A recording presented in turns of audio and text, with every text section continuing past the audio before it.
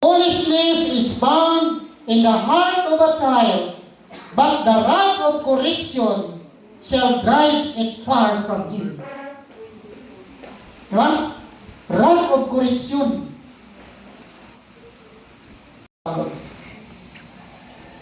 Akong question mo ni, what God has done to make men, father of fathers, as the pillars.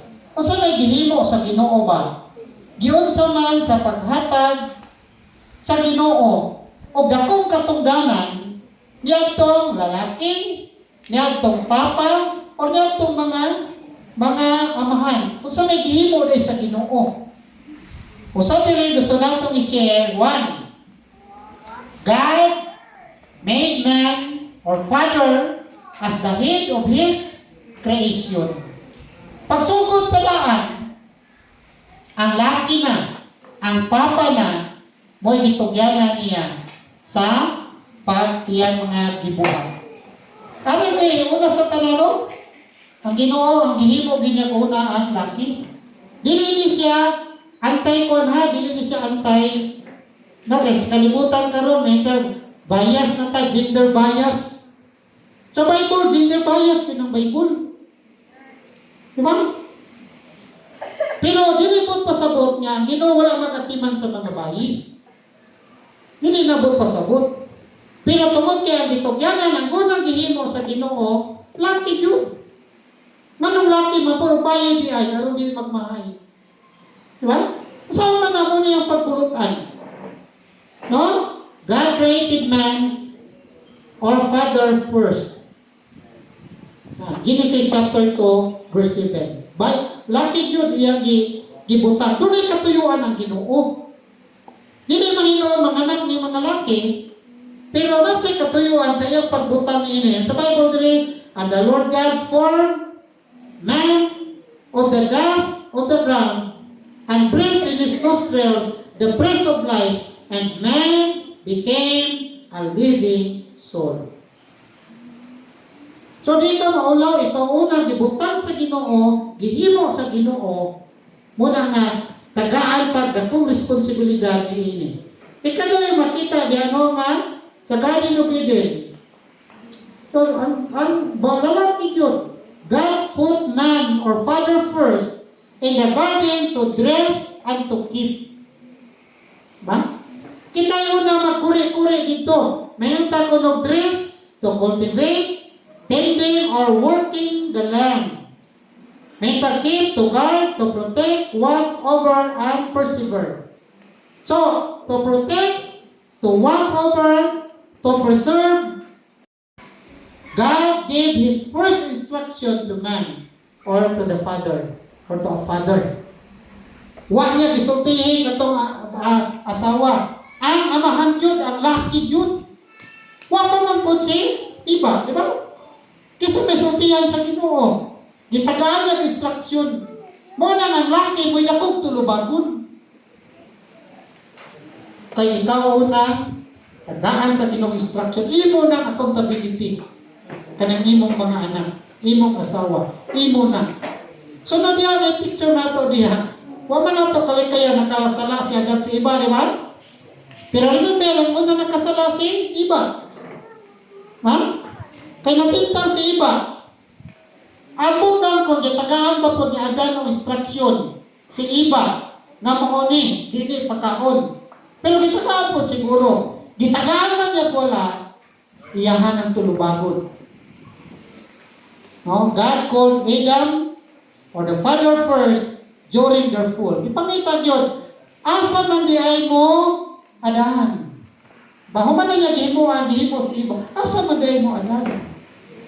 Ma? Wala kayo dito kay hibaw naman Ginoo nga si iba nakasala. Asa man di mo iba? Tungod kay ang laki-laki mo'y dakong tulubagon.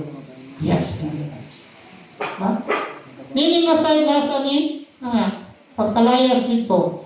Wala gainan sa Ginoo nga iba ikaw may nakasala. Hala unang layas dito. Oh? God drove Adam or the father from the garden of Eden. Genesis chapter 3, 23 and 24. Gipalayas sa Ginoo. Gipalayas niya si Adan, wala niyo, layas mo Adan o iba. Tungod kay ang laki mo ay dakong tulubagon. Ha? Laki mo ay dakong tulubagon. Una nga, no? Usahay kitang mga laki manghinauta. Ako maguning, tungod maguning sa akong asawa, bisang manghinaw pa ka, ang Ginoo, naghatag nimo, dakong responsibility, bisan taliwala sa kapakyasan. Kapakyasan sa imong anak, kapakyasan sa imong asawa, ikaw may dakong tulubagon. Muna nga dapat kitang mga lalaki, we will be more responsible with of His government. Di naman ito kalikayan karon, di ba? Equal power naman doon. Equal power ba? Pero sa kasaysayan sa Ginoo ba, ang iyang ipabitnama po yung mga bayi karon, dali sa tibuok kalibutan, no, ang pinakauna nga bayi nga president si Cory Aquino. Diba? Mo mapoy gipili. Pero sa Ginoo sa pagsugod yun niya, sa pangagamanan, lagi yun yung gipili. Nanaw na to, paghimo sa arka, di ba? Kaya nadaghan naman magdaghan namang sala, padayon ng magkasala ang mga tao.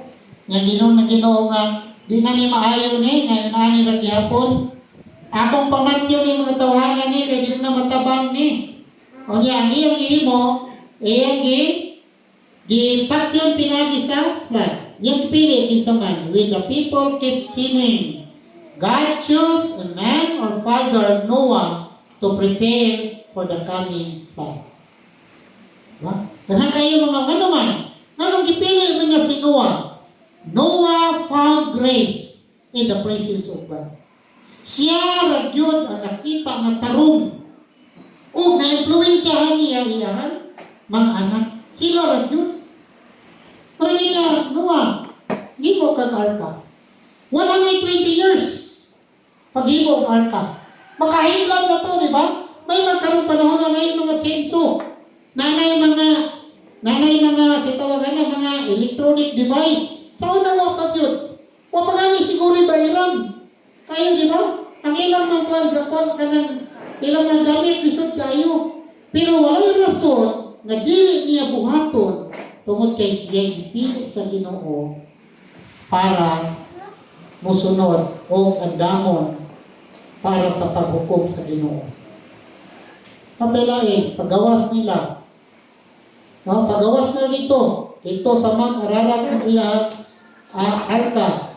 Naghimo sa dito o panagiusa. During the first form of human government, God chose a man or father named Noah to lead. Wala sa human government. Ipili sa Ginoo laki. Munang dako yung tulubago ng laki. Bisa pa unsaon na to. Kasagaraan, no? Padayon na to. Padayon na to. Kini. Diba? Kini itabuha. So muna, no, during the time that God promised a productive land, He chooses a man named Abraham to realize it. Tagaan sa Ginoo gipili sa Abraham. Abraham, ayahay na kayang kahitang dito.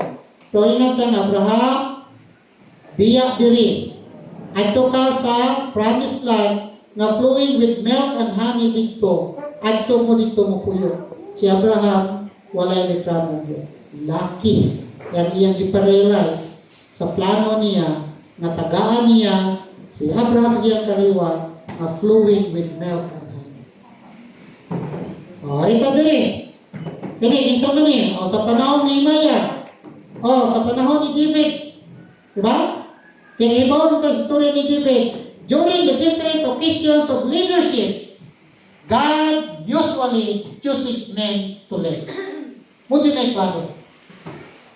Naikatuyuan ng Ginoo. No? So, muna nga kita nga mga lalaki, no? Ipakita nato nga we are really leaders.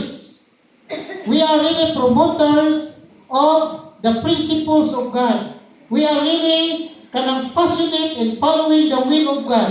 We will be showing godly. Kaya nga naman, we are representing the name of God. Daghan kayo. Di na ko daghanon. si Nehemiah, si David, may gipili. Wa kayo, David, sige nagbantay karniro dito, tukar-tukar dito. Pero may gipili sa Ginoo dito. Wa pa'y buot kayo. Laki ang gipili. Sunod, our fathers as the pillar of His church. Ba? Pumita na no, daghana kayo karon nga mga simbahan na mga babayi mo ilahang leader, dili na pwede sa Ginoo. Kay sa church, ang leader dapat laki din. Ano man? Oh, nara. Diba? Si Moses, night church of the wilderness. Si Moses, pagpadiyag sa Ginoo niya through the burning bush, no?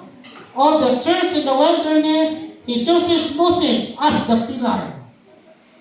Reklamo gani si Moses, isa Ginoo, okay, padalahon ni mo, ganun man to sila. 400 years na himo silang captive dito sa Egypt. Gusto sa Ginoo nga pagawason na sila dito. Kunya, ang imong leader sa Ginoo, kini si Moses. Reklamo si Moses, Ginoo, di na ko na makaya, di ko maayo may istorya. Sa may kahimuan na imong baka. Ba? Daghan pa mga test si Moses.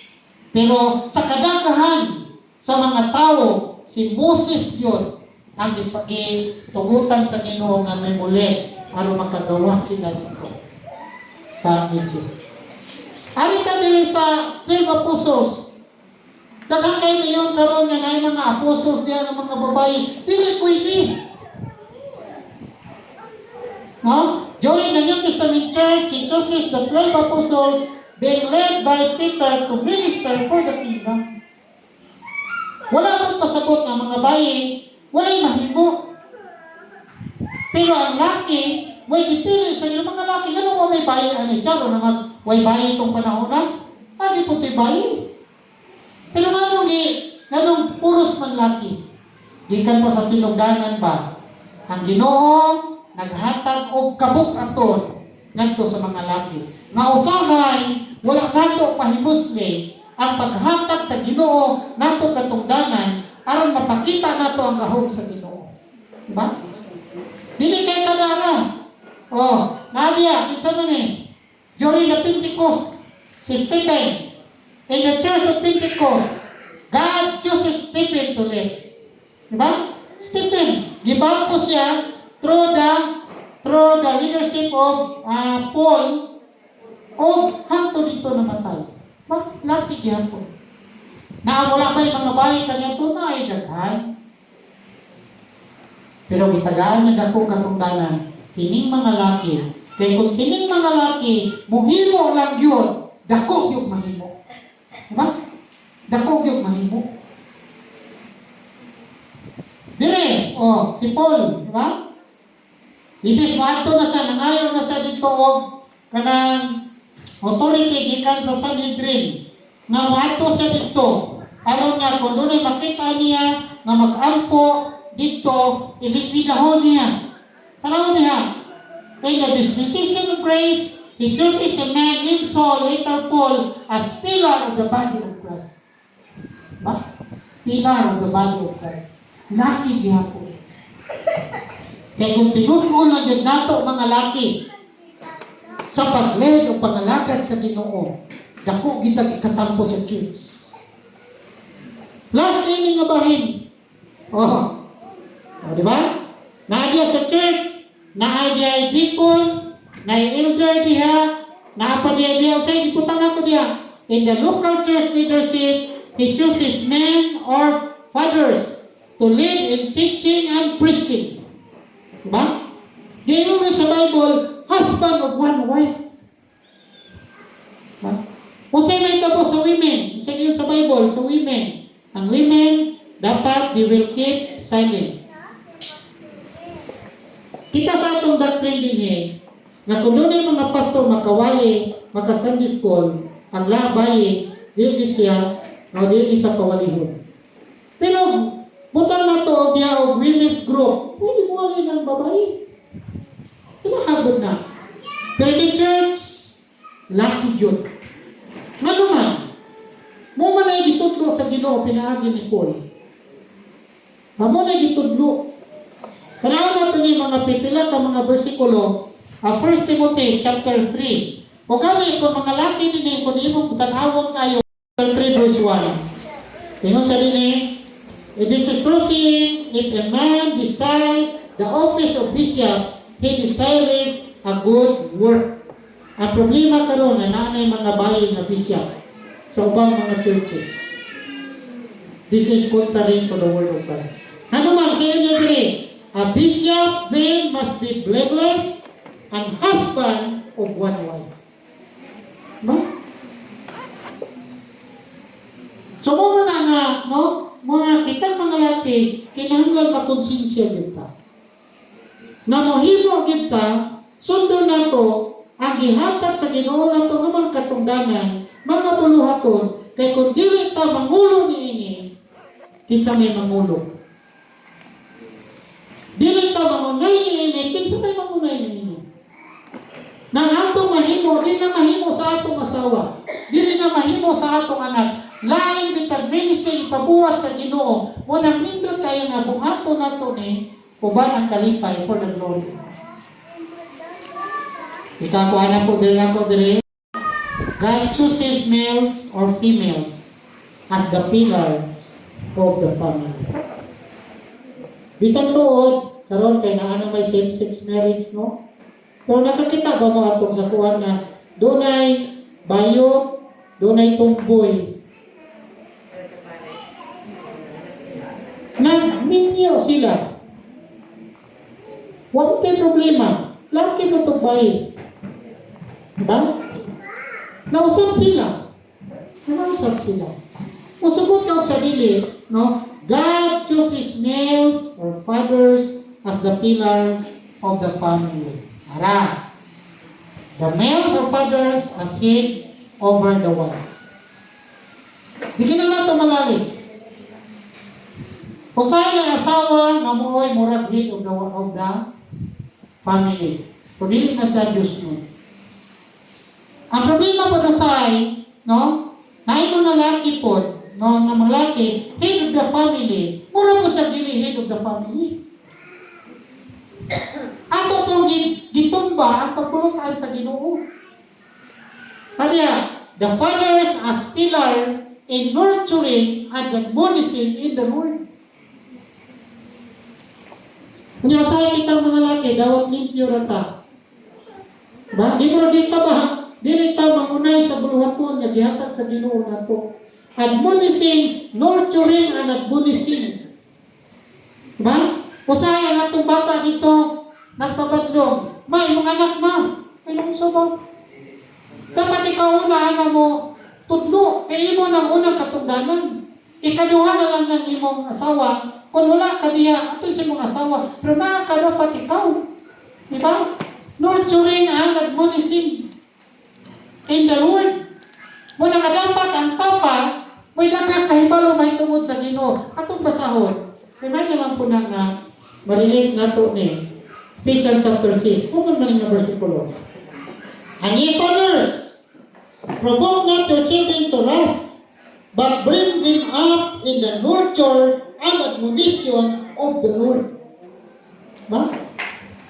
Nurturing nato, admonishing nato, katong mga admonishing, nurturing nga iya pang Ginoo. Dili kay ang laki mag-unang kabadlungan nun. Dili pwede. Mas buutan pang asawa. Dapat ang kinabuutanan ang papa. Ato nang tulubagon. Ba?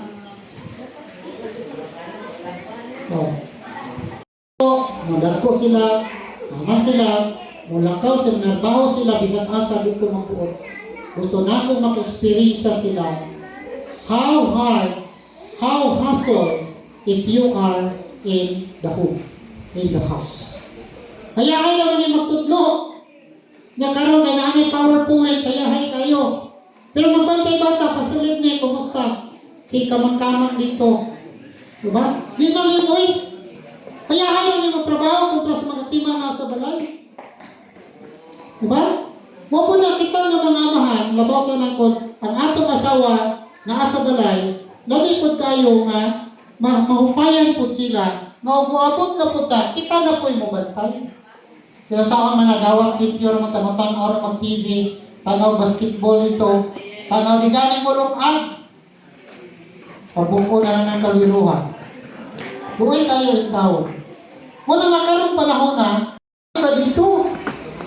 No? Kanang concept karoon nga, mayroon sila nga pagla. Sa una naman na, paglaki na, pagbayi, hindi na pwede karoon. Kaya kung mauna, hayahay kayong laki. Nga dapat bisag-asa ka, ipakita nimo nga ikaw leader din ha. Aron nga, sa pangalagad sa kinukunsa mo niya, pakita mag-lead yapong ganito, dili kay dawat ang ganito. No? Nurturing and admonishing in the Lord. Tulubago ng nato ng mga ama. Diba? Muna, ang sama na to. Ang sama na to, mawag man po tayo, kung buwan ng iba, ito kaya ito, nurture in the Lord. Kita.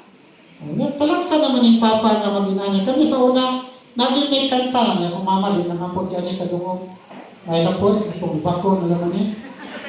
Pero kami sa una, mamangon din may kanag-devotion. I tried my family. Pero nagko na ang pitik kapuyan na. Kupagod yun me, bahala ka tura sa kwarto. Mukanta mo, hatag yung memory verse. Na, karon mo, ana. Haguan na, kaya naman, magbuntag man itong tuslok-tuslok. The fathers as pillars in leading the family. Marang ilo kay Joshua, no? As for me and my house, we will serve the Lord. Dili na ang bayan mo'y maingon. As for me and my house, laki din ang maingon. Dapat leader din ang laki. Mangunag din ang laki, labaw sa tanan, diya sa may tungo sa pag-alagad sa Ginoo. Kapaniya, the fathers as pillars in promoting love in the family. Dili kay ang laki mo ay brutal kaayo. Mag-isog-isog na dito. Dili. Dapat ang pinakamahigugmaon ang lalaki. Dili ang bayi. Ano man sayo sa Bible? Ephesians chapter 5 verse 25. So dili, husbands, love your wives. Dili nyo ka makakita nga wife, love your husband. Never. So muna nga dapat ang laki mo'y mahigugmaon. Dili kay laki mo'y isog. Ang laki dapat mahigugmaon. Kay maunay pagbulutan sa Ginoo. Ba? Muna ang dapat taas o pailog, kanang butan na to nga, taas o kanang pasensya, dapat ang laki. Dili ang bayi. Kay promoter o blaban ang laki. Dili kay kakurog-kurog ng atong asawa dito kay pwede isugan mo. Dili na pwede. Disupang na ito ang pagbulutan sa Ginoo. Kita mo'y dapat pinakalapin within the family. Kay mo na'y taas na giyatag sa Ginoo. Kaya sa Bible kitari, husbands, love your wives.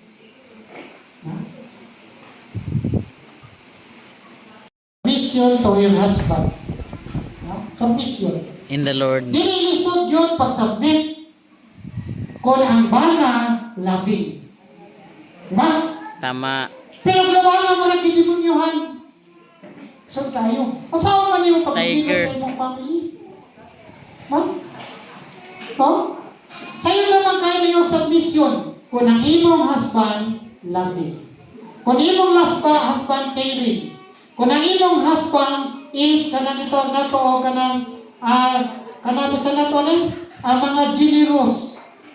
Sa'yo na kayo submission na ang imong husband is concerned nimo. Why problema? Pero ang imong husband, isok pas liyon. Peteng lisura. Submit means the voluntary loving decision of a wife to respect and follow her husband's leadership. This directive is rooted in the mutual submission where all the Christians are called to serve one another out of reverence for Christ. Ngano mo submit? Tungod kay pagpakita nga ni-submit pa dito sa Ginoo. Okay sa yung daging sa kayo supihon kung ang imong husband is loving. Pero dili man galing loving gihapon ang imong husband. Wala mawala ang kanang duties nimo to submit to your husband. Wala mawala. Pero masayon kung ang imong husband shows loving. Ikaduha, duha naman na imong makita sa Bible. No? Reverence to her husband. Ako nimo nang basahon sa iyo naman kaina 33. Nevertheless, let everyone of you in particular so love his wife, even as himself, and the wife see that she reverence her husband. Reverence, ano ang reverence? Greek word, phobos, means an awe-filled, worshipful respect. It describes a deep sense of honor motivated by majesty of God rather than fear or intimidation. Mayroon tayo ba nga, muni bana, pagkabuutan sa akong bana, pagka-Diyos nun sa akong bana, pagka-responsible sa akong bana. Diba? Wala may asawa nga di makaingon ni anak, kung ang bana lagi is loving. Pero dili man labing ang bana, wala mausap ang duty sa asawa. Now you are going to show reverence, kay basic ka ng imong pagpakita reverence, muna'y gamiton sa Ginoo ng imong bana, mahimong loving sa inyong family. Ang problema diyan kanos apa. Hindi na mag-sinkik, mag-apiti na mo lakaw. Ba? Ari mo ta sa anak. Basic duties of the children. Sa mga silingan. O ba ni? Pero sa mga duty diyan, obedience to their parents. Ba? Obedience. So sa may obedience? Actively listening, submitting to, and carrying out the instruction of parents.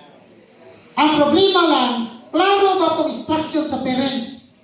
Klaro ba po instruction sa papa? Papa man yun na maguna. Klaro ba?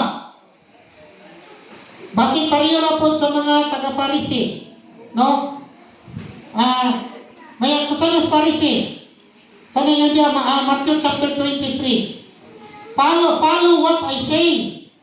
Don't follow what I do. Dili na pinis pang Ginoo. Okay na pangyawa, kaya pwede naman yung dito hulgaon. Diba? Sa Ginoo, dili. Ikaw ang amahan, dapat ikaw ang unang obedient. O aron nga ang mga anak sayo nila pag-obey mo. Putang niya, to listen under it frame us the moral obligation tied directly to serving and honoring Christ. So in short, when you will obey to your parents, you are serving God and you are honoring God. Sayo na yun tayo pag-obey kung ang imong mama o imong papa mga responsible.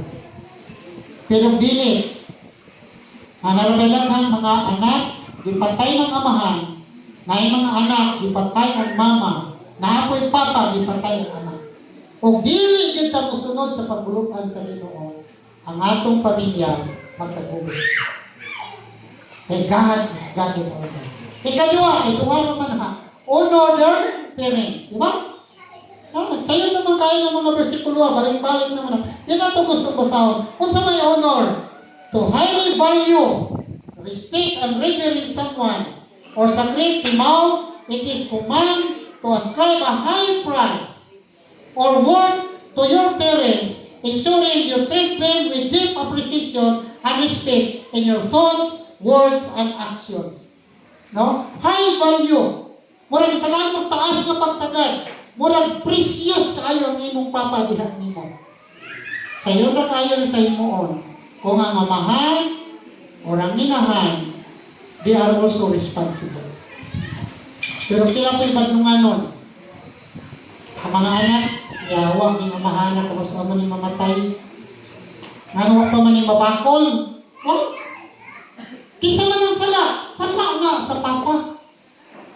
Hindi na sala sa anak. Nangyayana na sila. Bisag doon na yung mga dagang influensya. Kaya wag yapon mo sabi sa Bible, train up a child in the way he should go. When he is old, he will not depart from it. Ako, na-personalize ko na anak ko, katong aking suot na dili katong bigbig. O na ba, ngayon kong gigig, no? O. So may atong reminders for the fathers. One, no? Because of His creation, government, church, and family, one, you are delegated with holy role. Perform it with the fear of the Lord. Diba? Ang Ginoo may naghatag anak, nga mo ni siya, mo na. Perform it, buhaton na to ni with the fear of the Lord. Dili kay mahadlok ta sa asawa, mahadlok ta sa anak. Anang kadlukan nato ang Ginoo. Mo na nga dapat kita ang una, mga amahan, kita ang una, may naglukod sa Ginoo. Aron niya sa atong pag-perform, sa atong holy role, mag-perform na to na with the fear of the Lord. Kaduha na to diri, you are given great responsibility, mga papa. Do it with all diligence. Do it with all diligence. Dili pwede mahunaw ka. Dili pwede. Buhaton nato ni uban ang pagkamakugihon, pagka-responsable. Kay nga naman, ang Ginoo'y naghatag din. So dapat kita ang pinaka-responsible sa atong circle, sa family. This is just reminder sa atong mga young people. You are God's priority. Diba, lucky? You are God's priority. Make all efforts to prioritize Him and for Him. Dapat maguna-una ka, at kining atong mga anak buhon, mayon ani mapariho ni sila nako. Ang akong mga anak buhon, mahimong responsable po, pariho ka responsable nako. Kining akong anak buhon, nga Dios no ni sila, pariho ka Dios no nako. Ba? Muni maayo kayo. You are tasked to be always a godly model. Make all endeavors to show as godly models. Dili kay mas buutan pang atong anak. Mas buutan pang atong asawa. Dapat ikaw may kinagbuutanan.